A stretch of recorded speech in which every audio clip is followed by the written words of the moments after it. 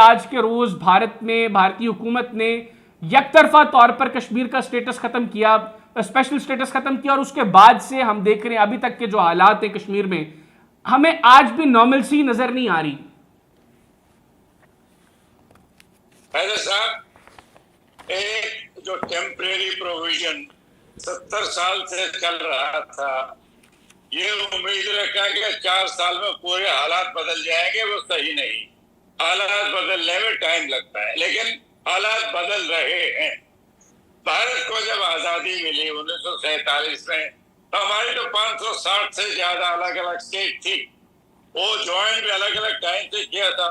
कश्मीर अक्टूबर में ज्वाइन किया था, आजादी के 2 महीने से ज्यादा का अरसा हो चुका था। तो हर स्टेट के साथ जो एग्रीमेंट था उसमें कहीं ना कहीं फर्क था। कश्मीर को टेम्परेरीली एक स्पेशल स्टेटस दिया गया था। अब वो तो टेम्परेरी था, टेम्परेरी तो टेम्परेरी होता है, उसको कभी न कभी तो खत्म होना ही था। लेकिन जनरल साहब sorry to interrupt you, general साहब sorry to interrupt you, temporary तो वाकईतन जिस तरह आपने कहा वो टेम्परेरी होता है।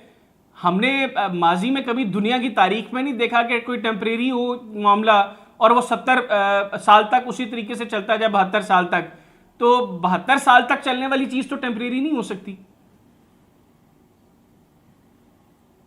ऐसा साहब, ऐसा है, इतिहास में बदलाव आने में समय लगता है। वो जो टेम्परेरी प्रोविजन था वो कॉन्स्टिट्यूएंट असेंबली ने किया था, वो असेंबली ही नहीं है। तो उस टेम्परेरी को परमानेंट में बदलना या उसको हटाना हमारी सिर्फ पार्लियामेंट ही कर सकती है, जो कि हर इंसान की आवाज उठाती है। उस पार्लियामेंट ने उसको 2019 में टेम्परेरी प्रोविजन को खत्म कर दिया। लेकिन किस तरीके से जनरल साहब किस तरीके से खत्म किया? आपके अपने भारत के कानून के अंदर लिखा था कि अगर कश्मीर के हवाले से ऐसा कोई इकदाम उठाएगी हुकूमत तो उससे पहले जम्मू कश्मीर की जो असेंबली है उससे रेजोल्यूशन पास की जाएगी। आप लोगों ने तो ये मामला किए ही तब जब वहां पर आप लोगों ने असेंबलीज को खत्म करवा दिया, और ये तो जबरन किए जाने वाला काम है ना। और भारत की असेंबली आज बिल पास कर दे कि जी न्यूयॉर्क जो है वो भारत का कैपिटल होगा, तो इसका मतलब है कि अब न्यूयॉर्क भारत का कैपिटल बन जाएगा। अगर आपकी बात मैं मान के चलूं तो एक कॉन्स्टिट्यूएंट असेंबली ने टेम्परेरी प्रोविजन किया था, वो असेंबली ही नहीं रही, तो उसको ना हटाया जा सकता ना परमानेंट किया जा सकता, वो सही नहीं है। मेरा मानना है कि देश के हर सूबे में एक ही कानून होना चाहिए, एक ही सुप्रीम कोर्ट होनी चाहिए, एक ही झंडा होना चाहिए, एक ही पासपोर्ट होना चाहिए, चाहे वो कश्मीर हो, चाहे वो केरला हो, चाहे वो आंध्रा। हमारे तो बहुत सारे स्टेट्स हैं। तो वो पार्लियामेंट ने जब 2019 में उस टेम्परेरी प्रोविजन को हटा दिया, वो बिल्कुल सही था। कुछ लोगों ने उसको सुप्रीम कोर्ट में चैलेंज कर रखा है। लेकिन जनरल साहब अगर कश्मीरी नहीं रहना चाहते आपके साथ कश्मीरी नहीं रहना चाहते, तो आपकी पार्लियामेंट कौन होती है कश्मीरी के ऊपर ये जबर करने वाली कि नहीं जी आपने हमारे साथ ही रहना है? वो नहीं रहना चाहते आपके साथ।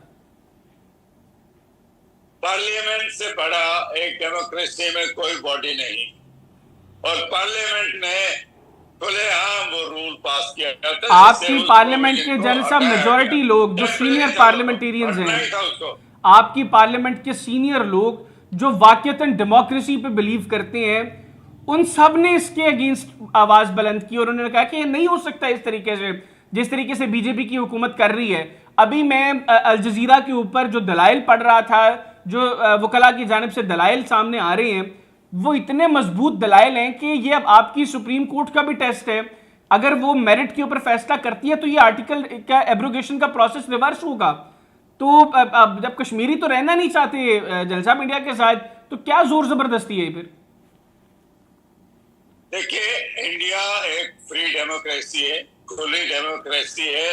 हर इंसान को हक है सुप्रीम कोर्ट में किसी भी प्रोविजन को चैलेंज करने का।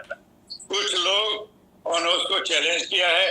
वो आज के दिन बातचीत सुप्रीम कोर्ट उसको लार्जर बेंच उसको एग्जामिन कर रहा है। वो कानून का हर पहलू एग्जामिन करेंगे और फिर जो फैसला सुप्रीम कोर्ट लेगी वो देश में लागू होगा। तो अभी तो सब जुडिस है मामला, तो उसके बारे में कोई बहस करना है कि वो सही है नहीं है, हटेगा नहीं हटेगा, तो प्रीमेच्योर है। लेकिन जनरल साहब, सब जुडिस तो चले आज है ना, वो तो कल को जो भी फैसला आएगा पता लग जाएगा कि भारत के अंदर अदलिया किस कदर आज़ाद है। ये जो और फ्री डेमोक्रेसी की जो बात हो रही है वो तो ये लिटमस टेस्ट है जुडिशरी का भी। लेकिन सवाल ये है कि ये जो सारा प्रोसेस था वो प्रोसेस ही जब अनकॉन्स्टिट्यूशनल प्रोसेस है तो एक अनकॉन्स्टिट्यूशनल प्रोसेस के थ्रू होने वाले इक़दाम को आप किस तरीके से कह सकते हैं कि ये चूंकि अब हो गया है तो ये बस ठीक है, इसको इसी तरीके से तस्लीम किया जाए? देखिए, जिस तरीके से जो पाकिस्तान ऑक्युपाइड कश्मीर है वो भी आपके साथ फैला, वो आप भी जानते हैं। वहाँ एक ब्रिटिश मेजर थे, उन्होंने बगावत करके वहां पर झंडा पाकिस्तान का लगा दिया। तो वो तो पुरानी तारीख की बातें हैं, वो तो चलती रहेंगी। हमारी पार्लियामेंट का ये भी डिसीजन है कि पीओके भारत का हिस्सा है और भारत में मिलेगा, समय की बात है।